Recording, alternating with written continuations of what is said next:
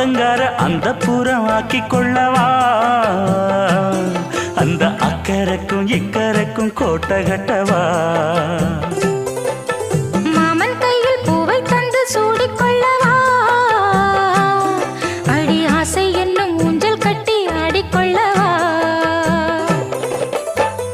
சொல்லு சொல்லு திட்டம் என்ன சொல்லுவது கஷ்டமா பொத்தி பொத்தி வச்சதென்ன என்னென்னவோ இஷ்டமா